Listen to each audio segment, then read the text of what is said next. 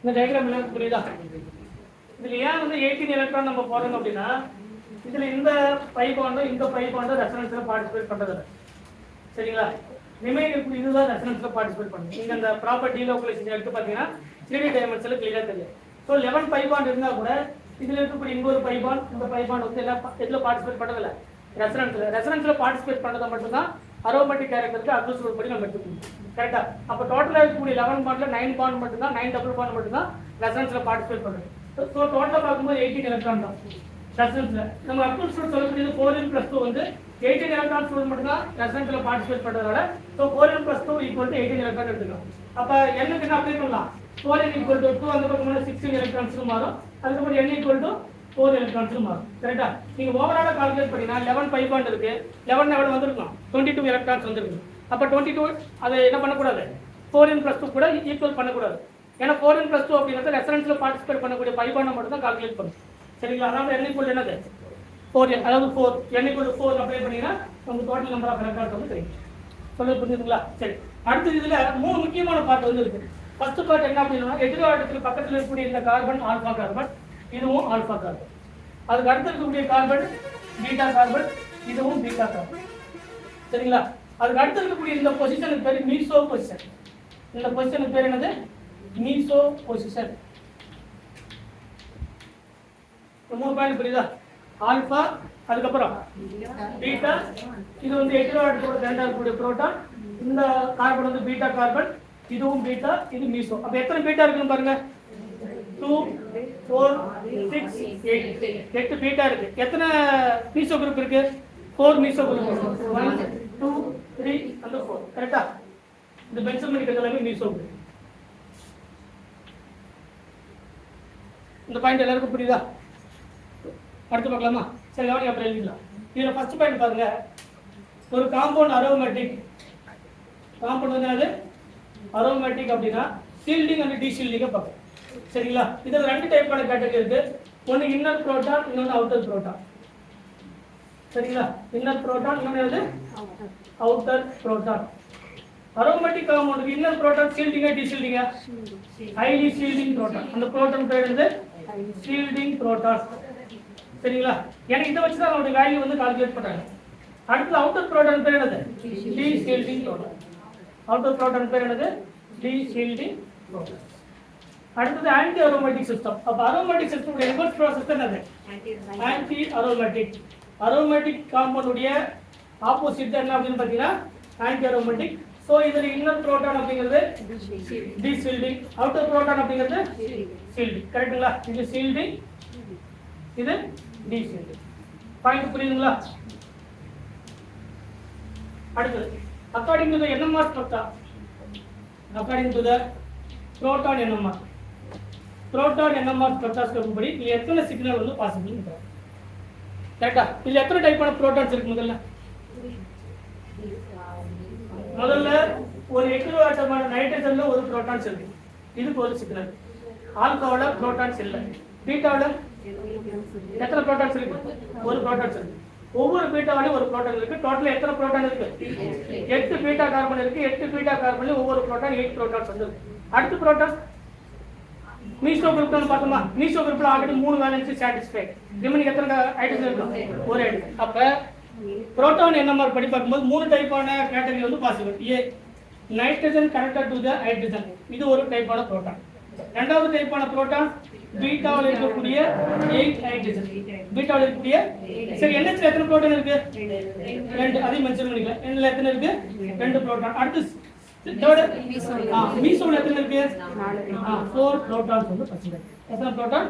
4 proton. இது வரைக்கும் எல்லாருக்கும் புரியுதா? அப்ப NMR ஸ்பெக்ட்ரோஸ்கோபி படி இதுக்கு ஒரு சிக்னல், இதுக்கு ஒரு சிக்னல், இதுக்கு ஒரு சிக்னல். கரெக்ட்டா? ஏன்னா ஒரு சிமெட்ரிக்கல் மாலிக்யூல் தானது. சிமெட்ரிக்கல்ல ஒரு மேக்ரோசைக்ளிக் மாலிக்யூல்ல இருக்கக்கூடியது.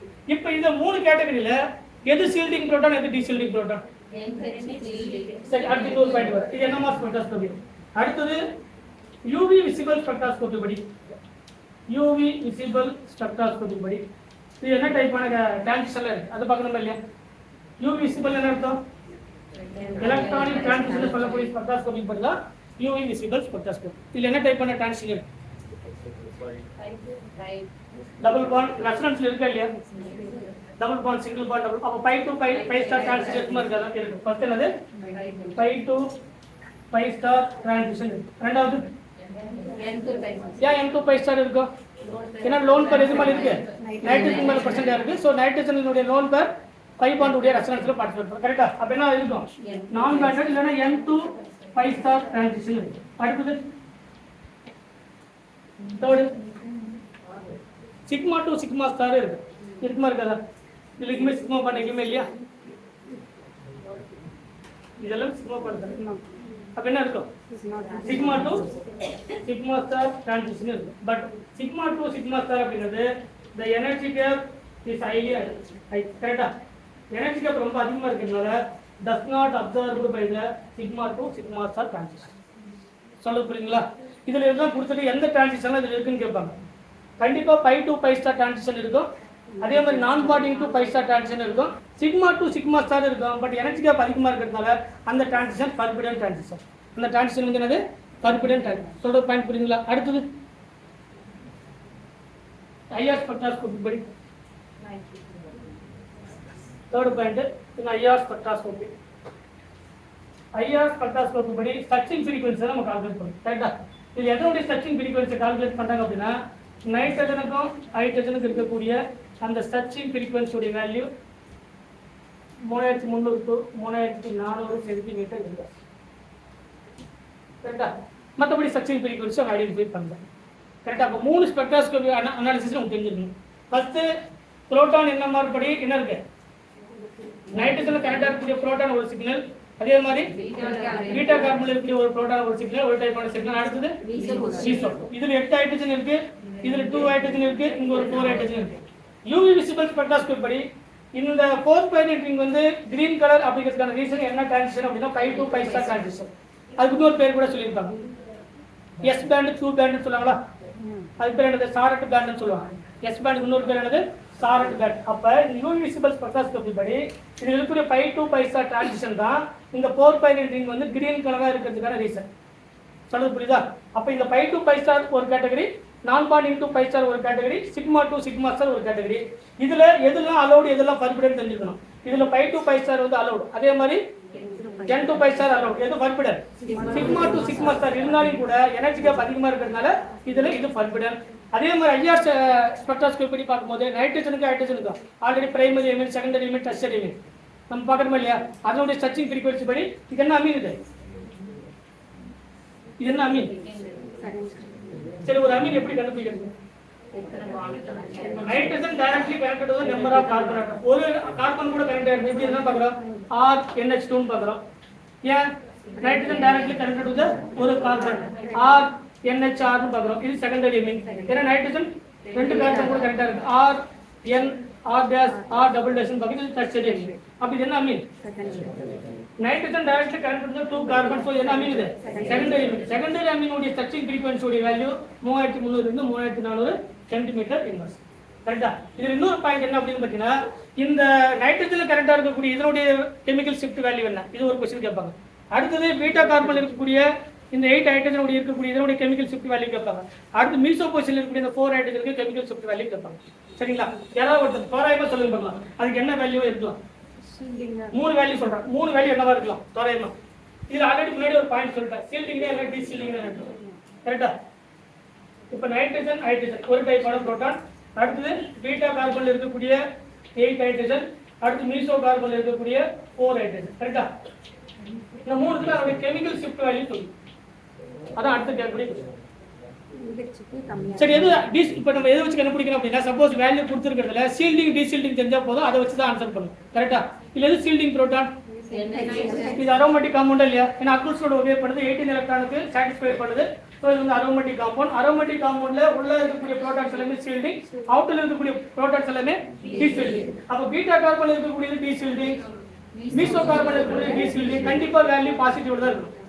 ஷீல்டிங்கா இருந்தா மைனஸ், டீஷீல்டிங்கா இருந்தா என்னது? கரெக்டா இல்லையா? இது shielding proton, highly shielding proton. இந்த நைட்ரஜன்ல கரெக்டா இருக்கக்கூடிய ரெண்டு புரோட்டானுமே ஷீல்டிங் புரோட்டான். அது ஹைலி ஷீல்டிங் புரோட்டான். அப்ப இது டீஷீல்டிங் புரோட்டான். ஏன்னா எப்படி இருக்கு? ரிங் இருக்கு, வெளியே இருக்கு. அப்ப வேல்யூ எப்படி இருக்கும் சொல்ல புரியுங்களா? இதனுடைய வேல்யூ எடுத்து பாருங்க. -2 ல இருந்து -4 வரைக்கும் இருக்கும். அதோட டெல் வேல்யூ -2 to -3, சில புக்கில் -4 தான் கொடுத்துருப்பாங்க. சரிங்களா? எதனுடைய வேல்யூ? நைட்ரஜன்ல கனெக்டாக இருக்கக்கூடிய அந்த ஹைட்ரஜனுக்கு 2 புரோட்டானுக்கும் வேல்யூ வந்து -2 to -3, சில புக்கில் -2 to -4.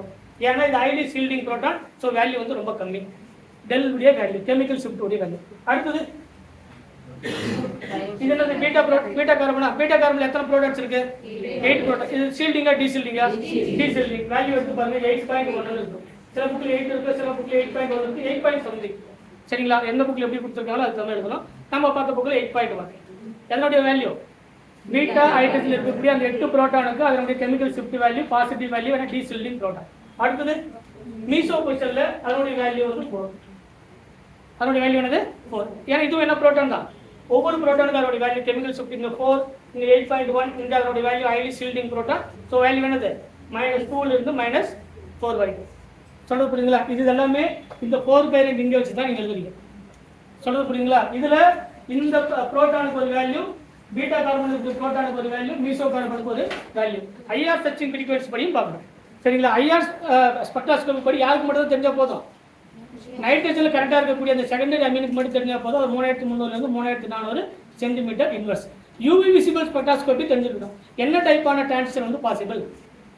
N2 N star, N2 pi star, Pi2 pi star, sigma 2 sigma star எல்லாமே இருந்தாலும் கூட sigma 2 sigma star அப்படிங்கிறது எனர்ஜி கேப் ரொம்ப அதிகமாக இருக்கிறதுனால இந்த 4 பேரண்ட் ரிங்கை பொறுத்த வரைக்கும் அது ஃபர்பிடன் டிரான்சிஷன். கரெக்டாக, அதாவது எலக்ட்ரான்ஸ் வந்து ஜம்ப் ஆக முடியலன்னு அர்த்தம்.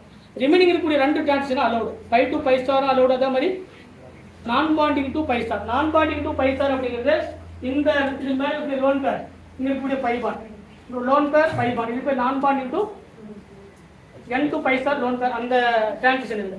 ரிமைனிங் இது வந்து ஃபர்பிடன் டிரான்சிஷன். இது எல்லாமே இந்த 4 பேரண்ட் ரிங்ல நீங்க தெரிஞ்சுக்க வேண்டிய விஷயம். சரிங்களா? சிக்னல் கண்டிப்பாக தெரிஞ்சிருக்கணும். எத்தனை புரோட்டான் சிக்னல், அதாவது புரோட்டான் NMR படி எத்தனை சிக்னல் இருக்குன்னு தெரிஞ்சிருக்கணும். அது ஒவ்வொன்றுக்கும் வேல்யூ தெரிஞ்சிருக்கணும். எது ப்ளஸ் வேல்யூ, எது மைனஸ் வேல்யூ தெரிஞ்சிருக்கணும். சொல்றது புரியுதுங்களா? இதை ஒரே கான்செப்ட் வச்சு தான் எல்லாத்துலேயுமே அடுத்தடுத்து வரக்கூடிய விஷயம் தெரிஞ்சுக்கணும். அதே மாதிரி இன்னொரு முக்கியமான விஷயம் என்ன அப்படின்னா, ஒரு அரோமேட்டிக் காம்பவுண்டாக இருந்தால் எது ஷீல்டிங் எது டீஷீல்டிங்னு தெரிஞ்சிருக்கணும். ஆன்டி அரோமேட்டிக்காக இருந்தால் எது ஷீல்டிங் எது டீஷீல்டிங்னு தெரிஞ்சுக்கணும். சரிங்களா? அரோமேட்டிக்கில் inner proton shielding, outer proton deshielding, அதனுடைய ரிவர்ஸ் தான் ஆன்டி அரோமேட்டிக் காம்பவுண்ட். சரிங்களா?